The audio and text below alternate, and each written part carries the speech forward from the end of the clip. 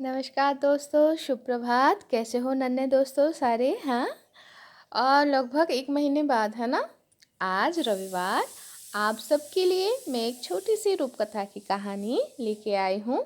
और ये जो कहानी मैं पढ़ रही हूँ, मैं तो घर आई हूँ है ना, तो इसीलिए घर पे मेरी एक बहुत पुरानी सी किताब है, जिस किताब की शीर्षक है गल्पो और गल्पो, कहानी और कहानी, और लेखिका है सुखलता राव। तो और अच्छा, ये जो किताब है इसके जो पब्लिशर हैं वो है मित्रों और घोष पब्लिशर्स प्राली। और इस किताब की जो एकदम कवर पेज है, कवर पेज तो यहाँ पर आप लोग नहीं देख पा रहे हो, दूसरे कुछ कहानी में सुखलता राव की ही कुछ कहानी इससे पहले हम पढ़े हैं उसमें है। तो उस प्रच्छद या कवर पेज को छोड़ के बाकी इस किताब की सारी तस्वीरें लेखिका सुखलता राव खुद ने अपने हाथ से बनाई हैं, है ना। तो चलो आज हम एकदम इस किताब की पहली जो कहानी है बैंग राजा, वो पढ़ने जा रहे हैं। तो शुरू करें कहानी और कहानी मतलब गल्पों और गल्पों से सुखलता राव की लिखी हुई बैंग राजा। बैंग राजा यानी कि मेंढक राजा। तो शुरू करें। बहुत दिन पहले की बात है। तब एक राजा थे और उनकी एक बेटी थी। बेटी दिखने में बहुत सुंदर थी, पता है। और राजा की जो महल था ना, राजमहल के पास ही एक जंगल था। उस जंगल में एक खूब सुंदर सा झरना था। और उस गरम मतलब गर्मी में राजा की लड़की, राजा की बेटी मतलब राजकुमारी उसी झरने के किनारे पेड़ों की छांव में बैठकर अपने सोने का जो गुल्लक है ना, गुल्लक बोले तो और कुछ हो जाता है, तो गोला, सोने का जो गोला था, गोला यानी कि बॉल, तो उसको लेके वो खेलती थी। एक दिन खेलते खेलते उस सोने की जो गोला है वो उसके हाथ से फिसल गई और टप्पा खाते खाते टुप करके उस झरने के पानी में वो डूब गई, है ना। तो वहाँ पर तो बहुत पानी था, है, तो उसमें इंसान डूब जाए इतनी गहरी थी वो। तो राजा की लड़की बेटी क्या करे, अपना बॉल खो के वो रोने लग गई। बहुत देर तक वो बहुत चिल्ला चिल्ला के रोई। और रोते रोते तब उसको ये लगा कि कोई उसको कुछ कह रहा है। चारों तरफ वो देखा, उसने देखी, चारों तरफ इधर उधर देखने लगी, लेकिन उसको सिर्फ एक बहुत बड़ा सा मेंढक दिखा जो पानी के अंदर से अपना मुंडी ऊपर करके उसके तरफ पैट पैट करके देख रहा था। अब अच्छा, ये तस्वीर में देखो, ये है राजकुमारी। अच्छा, इस झरने के जो झरने से बना हुआ ये जो तालाब जैसा है, इसमें देखो एक कमल है और एक कमल की कली भी है और 2 कमल के पत्ते भी है। अच्छा अच्छा, ये देखो वो मेंढक है। अच्छा, ऐसे देखने को पैट पैट करके देखना कहते हैं। तो उसके बाद क्या हुआ, चलो कहानी में वापस चलते हैं, है ना। तो मेंढक कह रहा है,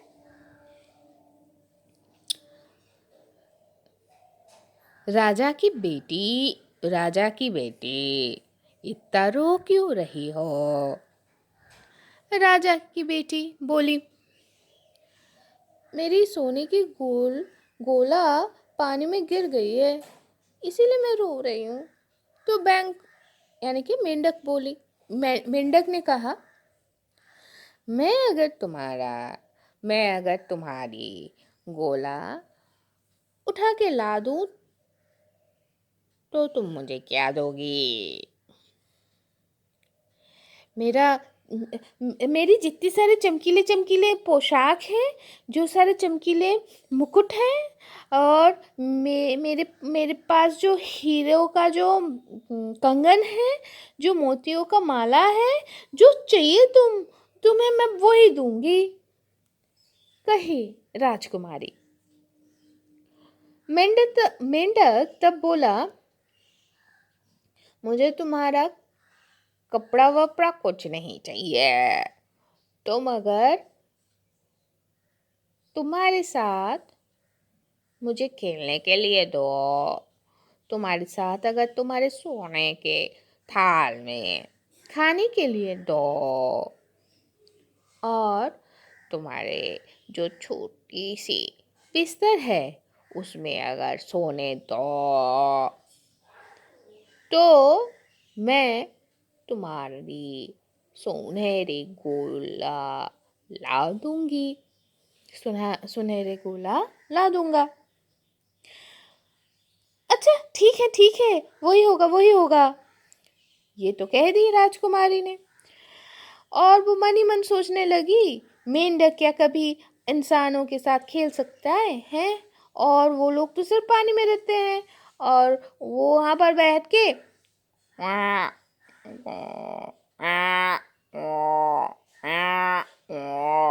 करके वो लोग आवाज कर सकते हैं। तो चलो भाई, राजकुमारी तो ये सब अनशन, सब कुछ अनशन नहीं, सही में ये सब सोचने लग गई। लेकिन इतने देर में मेंढक ने क्या किया, पानी में वो डुबकी लगा दी और वहां से वो सोने का गोला ला दिया।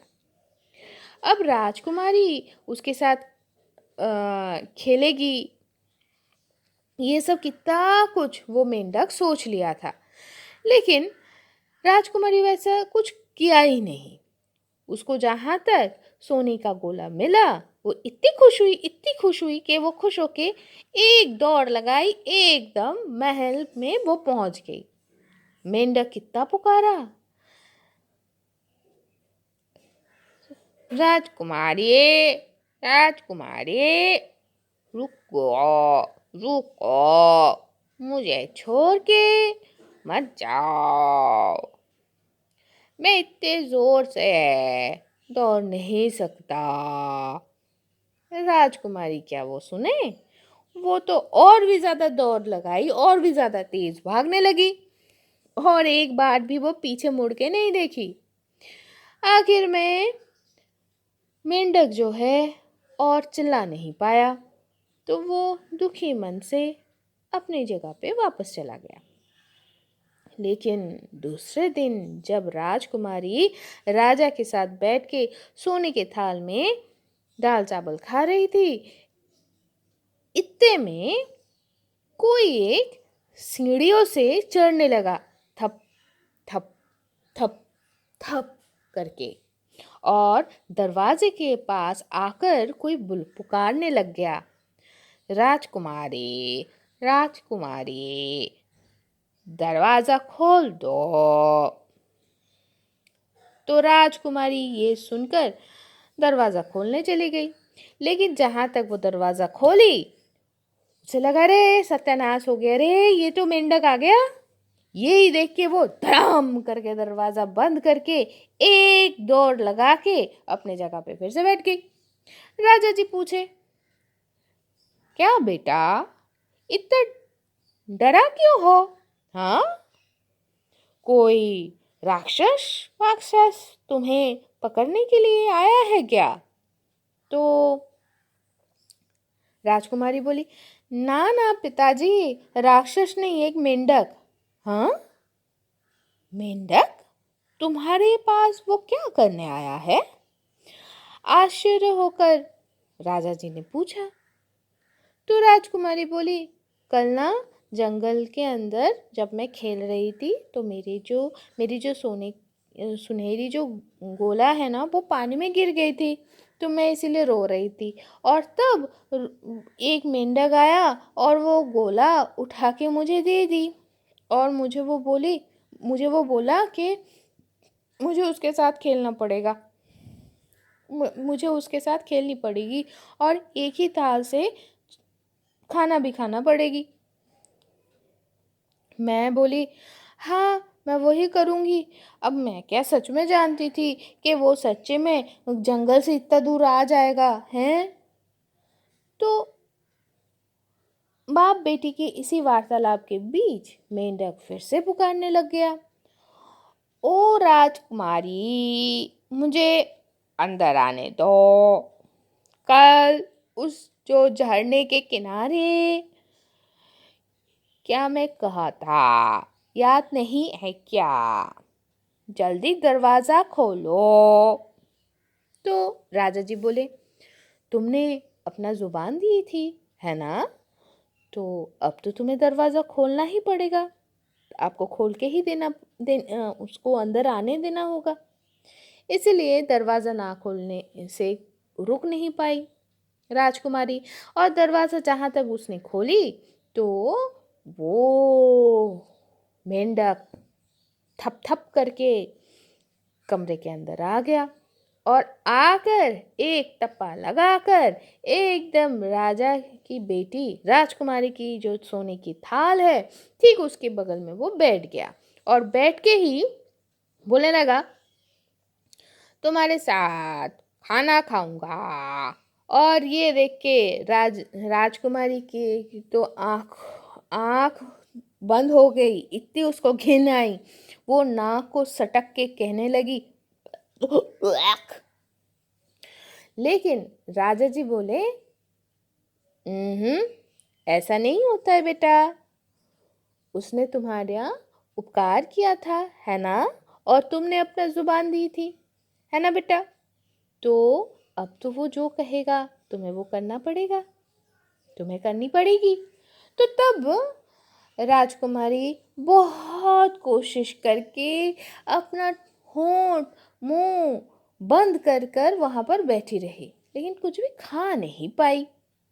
अब उतने देर में अब राजकुमारी को घिन आए या क्या आए भाई, उतना तो देखने का समय मेंढक के पास था नहीं। वो तो हपुत हुपुत करके पूरा खाना चट साफ कर दिया, और कहने लगा, अरे बाप रे, ये तो पेट पड़ गया है। अभी मुझे तुम्हारी सुंदर सी बिस्तर में सुला दो। ये सुनते ही राजकुमारी को तो जैसे सैलाबों जैसा रोना आ गया, लेकिन तब भी उसको घिन भी आई। उसको लगा, क्या हो रहा है, लेकिन राजा जी के डर से वो कुछ नहीं कह पाई। अब मेंढक की बात तो वो अमान्य नहीं कर पाएगी। उसको बहुत गुस्सा आया, तो अब क्या करें? वो बहुत कष्ट करके बाएं हाथ के 2 उंगलियों से मेंढक के 2 पैर पकड़ के उसको उल्टा लटकाते हुए अपने कमरे में लेके आई, और फिर कोने में उसको डाल के, कह सकते हो फेंक के, वो अपने बिस्तर में सो गई। लेकिन मेंढक उस कोने से फुदकते हुए अपने फुदकते हुए राजकुमारी की बिस्तर के पास आके पहुंच गया, और कहने लगा, बिस्तर में उठा दो, सोना है। तो तब राजकुमारी को इतना इतना इतना इतना गुस्सा आया, हाय हाय, कि वो गुस्से में बिस्तर से उठी और उठ कर कहने लगी, रुको, तुम्हें अच्छे से मैं सुला रही हूँ, है ना? बोलकर उस मेंढक को पकड़ी वो, और लेकर दीवार के साथ धाई करके दे मारी। अरे वो दूसरा और कोई मेंढक होता तो अभी तक तो वो फट जाता भट करके, लेकिन ये मेंढक फटने की जगह पे सुंदर सा एक राजकुमार बन गया। और होना ही था, असल में ये मेंढक नहीं था, ये था एक राजकुमार। कहीं का कोई एक दुष्ट जादूगरनी या जादूकर और उस राजकुमार को मेंढक बना दिया था। दूसरे दिन सुबह वो राजकुमार उस राजकुमार के देश से बहुत बड़ा सा एक घोड़ा गाड़ी आया। उस उस गाड़ी में, उस बग्गी में 8 घोड़ा जोता हुआ था। समझ रहे हो कितना बड़ा वो था? और वो सारे जो घोड़े थे, वो सारे घोड़े एकदम दूध सफेद था। और सबके माथे पे सफेद पलक था। पलक नहीं, वो तो आंखों का हो गया, सफेद पालक था, पालक यानी कि फेदर्स थे। राजा अब राजकुमारी को वो राजकुमार अपने देश में लेके चला गया, उसको अपनी रानी बनाने के लिए। तो आज की कहानी तो यहाँ तक ही ख़त्म होती है, लेकिन दोस्तों आज की कहानी से हम लोग क्या क्या सीखे? ज़ुबान देने से पहले सोच के ज़ुबान देना चाहिए।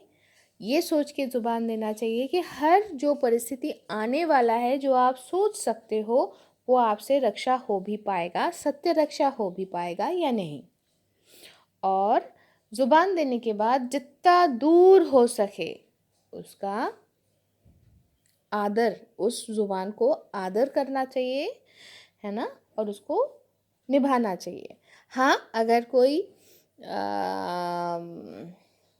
उस ज़ुबान की फ़ायदा उठानी चाहे तो ज़रूर प्रतिवाद करना चाहिए। और अगर कोई और ये भी समझना चाहिए कि सत्य की राह में चलने में दिक्कत तो आती है, बहुत दिक्कत आती है, ऐसा नहीं है, लेकिन आखिरकार सब कुछ अच्छा होता है। तो दोस्तों आज के लिए यहाँ तक ही, फिर मिलेंगे दूसरे कोई एक कहानी के साथ, दूसरा कोई एक उपस्थापना के साथ। तब तक खुश रहो और फुदकते रहो, है ना। टाटा।